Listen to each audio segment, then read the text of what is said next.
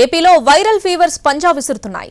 రోజు రోజుకు కేసులు పెరిగిపోతున్నాయి. ప్రతి ఇంట జ్వరాలు, డెంగీ, మలేరియా బాధితులుంటున్నారు. పలు జిల్లాల్లో ఆసుపత్రులు పేషెంట్లతో కిటకిటలాడుతున్నాయి. కొన్ని చోట్ల బెడ్స్ లేక ఒకే బెడ్పై ఇద్దరు ముగ్గురు నుంచి ట్రీట్మెంట్ అందిస్తున్నారు. గత ఏడాదితో పోలిస్తే మలేరియా కేసులు ఈసారి బాగా పెరిగాయి. ఏపీలో విషజ్వరాలు విజృంభిస్తున్నాయి. గ్రామాలకు గ్రామాలు మంచం పడుతున్నాయి. వారం రోజుల నుంచి ఆసుపత్రులకు పేషెంట్లు క్యూ కడుతున్నారు. కేసుల సంఖ్య భారీగా పెరుగుతోంది. జ్వరం, దగ్గు, జలుబు, ఒళ్ళు నొప్పులు, గొంతు నొప్పి లక్షణాలతో ఎక్కువ మంది వస్తున్నారు. వైరల్ ఫీవర్ కేసులు అధికంగానే ఉంటున్నాయి. డెంగీ, మలేరియా కేసులు పెరుగుతున్నాయి.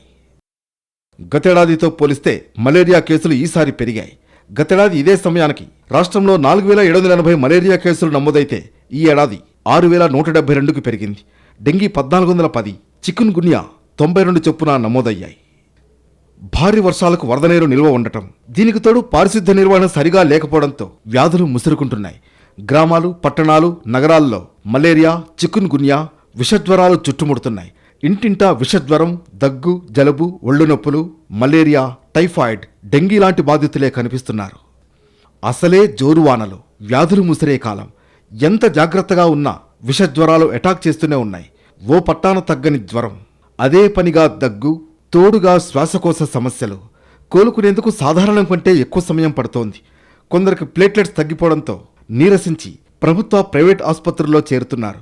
జ్వరం తగ్గినా ఒళ్ళు నొప్పులు, జలుబు, దగ్గు మాత్రం తగ్గడం లేదని పేషెంట్లు మళ్లీ ఆసుపత్రులకు వెళుతున్నారు. రాష్ట్ర వ్యాప్తంగా వైరల్ ఫీవర్ కేసులు పెరిగిపోతున్నాయి. కృష్ణా జిల్లాలో ఒక్క నెలలోనే టైఫాయిడ్ కేసులు రెట్టింపయ్యాయి. జూలైలో 4, ఆగస్టులో 7 చొప్పున డెంగీ కేసులు వెలుగులోకి వచ్చాయి. ఎన్టీఆర్ జిల్లాలో 32 మలేరియా, 6 డెంగీ కేసులు నమోదయ్యాయి. విజయవాడ ప్రభుత్వ ఆసుపత్రిలో రోజుకు 10 నుంచి 20 వైరల్ ఫీవర్ కేసులు, 40 ఓపీలు ఉంటున్నారు. ప్రత్యేకంగా 30 బెడ్లతో వార్డు ఏర్పాటు చేశారు. వర్షాల వల్ల, చుట్టూ ఉన్న కాలువల అపరిశుభ్రత వల్ల దోమల వ్యాప్తి బాగా పెరిగిపోతోంది.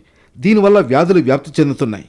సరైన రక్షణ చర్యలు తీసుకోకపోవడం, స్వయం పరిశుభ్రతపై దృష్టి పెట్టకపోవడం, పరిసరాల పారిశుద్ధ్యం పట్టించుకోకపోవడం కారణమని వైద్యులు చెబుతున్నారు. మన పరిసరాలు అయితే ఖచ్చితంగా పరిశుభ్రంగా ఉంచుకోవాలి. అంటే మన చుట్టుపక్కల్లో నీటి నిల్వ లేకుండా, లేకపోతే చెత్త చెదారం అలాంటివి పడేసుకోకుండా కొంచెం శుభ్రంగా ఉంచుకోవాలి. తర్వాత దోమల కోసం మనం దోమతెరలు కానివ్వండి, లేకపోతే మస్కిటో బ్యాట్స్ కానివ్వండి, అలాంటివి మనం కాయిల్స్ వాటికంటే కూడా అలాంటివి మనం వాటి ద్వారా మనం లాభాన్ని పొందొచ్చండి. ఉమ్మడి గుంటూరు జిల్లాలో సీజనల్ వ్యాధులు వణికిస్తున్నాయి. గుంటూరు ప్రభుత్వ ఆసుపత్రికి జ్వరాలతో వచ్చేవారి సంఖ్య రోజురోజుకు పెరిగిపోతోంది. దీంతో జనరల్ వార్డులు కిటకిటలాడుతున్నాయి. దీనికి తోడు బ్యాక్టీరియా శరీరంలో ప్రవేశించడం వల్ల వచ్చే మిలియోయిడోసిస్ మరింత ఆందోళన కలిగిస్తోంది. ఇప్పటికే గుంటూరు రూరల్ మండలం తురకపాలెంలో మిలియోయిడోసిస్తో పలువురు మృతి చెందారు. జ్వరాలను నిర్లక్ష్యం చేస్తే ప్రమాదమంటున్నారు వైద్యులు. ఉమ్మడి చిత్తూరు జిల్లాపై విషజ్వరాలు పంజా విసురుతున్నాయి. ఎక్కడ చూసినా పేషెంట్లతో ఆసుపత్రులు కిటకిటలాడుతున్నాయి. అత్యధికంగా నగరి, జీడి నెల్లూరు, చిత్తూరు, యాదమరి, పూతలపట్టు, గుడిపాల, కార్వేటి నగరం, పాలసముద్రం, ఎస్ఆర్పురం మండలాల్లో కేసులు అధికమవుతున్నాయి. తంబళ్లపల్లె, మదనపల్లె, పుంగనూరు, పీలేరులోనూ వైరల్ ఫీవర్స్ వణికిస్తున్నాయి. తిరుపతి సహా చిత్తూరు జిల్లా వ్యాప్తంగా ఇంటికొకరు అన్నట్లు జ్వరపీడితులే. గత 10 రోజుల్లో కేసుల తీవ్రత ఎక్కువైంది. తిరుపతిలోని 20,000 మందికి పైగా జ్వరాల బారిన పడినట్లు అంచనా. జిల్లా వ్యాప్తంగా 70,000కు పైగా కేసులు నమోదయ్యాయి. ప్రభుత్వ ఆసుపత్రికి వెళ్లిన వారికి పారాసిటమాల్ మాత్రలిచ్చి పంపుతున్నారని బాధితులు అంటున్నారు. సరైన వైద్యం అందక బాధితులు ప్రైవేట్ ఆసుపత్రులకు పరుగులు తీస్తున్నారు. ఆసుపత్రులకు వస్తున్న వారిలో 30 నుంచి 40% మంది జ్వరాలతోనే వస్తున్నారని చెబుతున్నారు వైద్యులు. ఈ సీజన్లో ఎందుకు ఎక్కువ ఫీవర్స్ ఉన్నాయంటే ఇది వర్షాకాలం కాబట్టి నీళ్లు నిల్వ ఉంటుంది.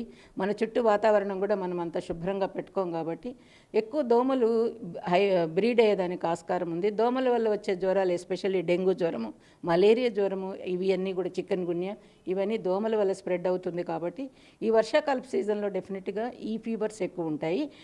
తూర్పుగోదావరి జిల్లాలో వైరల్ ఫీవర్స్ విజృంభిస్తున్నాయి. ప్రతి ఇంట్లోనూ ఒకరి చొప్పున విషజ్వరాల బారిన పడుతున్నారు. మలేరియా, టైఫాయిడ్, డెంగ్యూ జ్వరాలతో బాధపడుతున్న వారి సంఖ్య పెరుగుతోంది. రాజమండ్రి జిల్లా ప్రభుత్వ ఆసుపత్రి కిటకిటలాడుతోంది.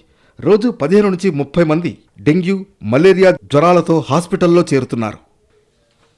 పశ్చిమ గోదావరి జిల్లా వ్యాప్తంగా వైరల్, టైఫాయిడ్ జ్వరాలు చెలరేగుతున్నాయి. వైద్య ఆరోగ్య శాఖ లెక్కల ప్రకారం జిల్లాలో ఆగస్టు 18 నుంచి 31 వరకు 56 టైఫాయిడ్ కేసులు, డెంగీ కేసు 1 నమోదయ్యాయి. టైఫాయిడ్ కేసులు 300 నుంచి 400 వరకు ఉన్నట్లు అధికారులు అంచనా వేస్తున్నారు. కాకినాడ జిల్లాలో వైరల్ ఫీవర్స్ విజృంభిస్తున్నాయి. జ్వరాలతో హాస్పిటల్స్కి క్యూ కడుతున్నారు పేషెంట్లు. కొందరికి ప్లేట్లెట్స్ డౌన్ అయిపోయి సీరియస్ అవుతోంది. జీజీహెచ్లో ఓపీ ఫీవర్ పేషెంట్లతో కిక్కిరిసిపోతోంది. శ్రీకాకుళం జిల్లాలో ఎక్కడ చూసినా జ్వరపీడితులే. ముఖ్యంగా పాతపట్నం నియోజకవర్గం కొత్తూరు, పార్వతీపురం, మన్యం జిల్లా భామిని మండలాల్లో జ్వరాలు వణికిస్తున్నాయి. దీంతో ఆ ప్రాంతంలో పెద్ద ఆసుపత్రిగా ఉన్న కొత్తూరు సామాజిక ఆసుపత్రికి రోగుల రద్దీ పెరుగుతోంది. ప్రతిరోజు ఇన్పేషెంట్ విభాగంలో వందలాది మంది రోగులు వస్తున్నారు. ఉమ్మడి అనంతపురం జిల్లాలో వైరల్ ఫీవర్స్ కేసులు ఎక్కువగానే ఉంటున్నాయి. జిల్లా కేంద్రంలోని ప్రభుత్వ ఆసుపత్రికి రోగుల తాకిడి పెరిగింది. దీంతో ఓపీ కౌంటర్లు కిటకిటలాడుతున్నాయి. ప్రతిరోజు 1000 నుంచి 1500 మంది వరకు బాధితులు వస్తున్నారు. చిన్నపిల్లలు సైతం దగ్గు జలుబుతో బాధపడుతూ ఆసుపత్రికి వస్తున్నారు. కడప జిల్లా బద్వేల్లో వైరల్ ఫీవర్ వల్ల ప్రజలు అస్వస్థతకు గురవుతున్నారు. ఒక్కసారిగా వాతావరణంలో మార్పు రావడంతో జ్వరంతో ఎక్కువ మంది ప్రజలు ఆసుపత్రికి వస్తున్నారు. వయసుతో నిమిత్తం లేకుండా వైరల్ ఫీవర్ల వల్ల ప్రజలు ఇబ్బంది పడుతున్నారు.